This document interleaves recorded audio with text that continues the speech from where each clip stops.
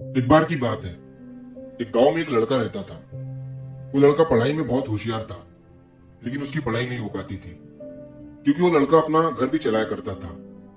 वो रोज अपने खेत में जाता, दिन भर वहां काम करता और शाम को घर वापस आकर वो थोड़ी बहुत पढ़ाई कर लिया करता था।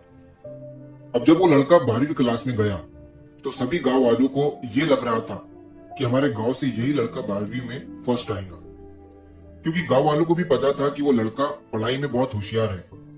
तो 12वीं का एग्जाम आया, लड़के ने एग्जाम दिया और जब 12वीं का रिजल्ट आया तो वो लड़का किसी कारण से एक सब्जेक्ट में फेल हो गया। जब गांव वालों को ये बात पता चली तो सारे गांव वाले उस लड़के को ताने देने लगे और उसका मजाक उड़ाने लगे। वो जब भी अपने घर से खेत की तरफ जाता तो उस रास्ते पर उसे जितने लोग मिलते वो सब उसे ताने देते रहते।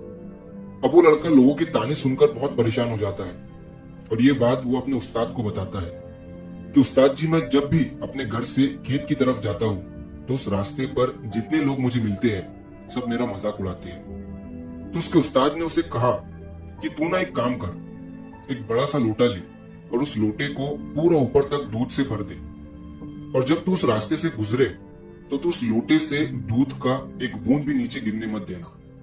लड़के ने एक दिन वैसा ही किया। वो जब उस रास्ते से दूध का लोटा लेकर निकला तो उसका फोकस उस लोटे पर इतना था कि उसे लोगों की आवाज ही सुनाई नहीं दी। वो इतने ध्यान से उस लोटे को लेकर चल रहा था कि उस लोटे से दूध का एक भी कतरा नीचे ना गिरे। इसकी वजह से उसे लोगों के तानों की आवाज सुनाई ही नहीं दी। तो इस कहानी से हमें ये सीख मिलती है कि अपने काम में इतना ढल जाओ, इतना फोकस अपने काम पर लगा दो कि बाकी की चीजों का आप पर कोई असर ही ना हो। लोगों की आवाजें, लोगों के ताने आपको सुनाई ही ना दे।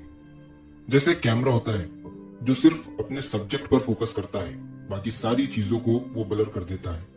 तो बस आपको भी उसी तरह अपने काम पर, अपने टारगेट पर फोकस करना है। बाकी चीजें तो अपने आप ही ब्लर हो जाएंगी।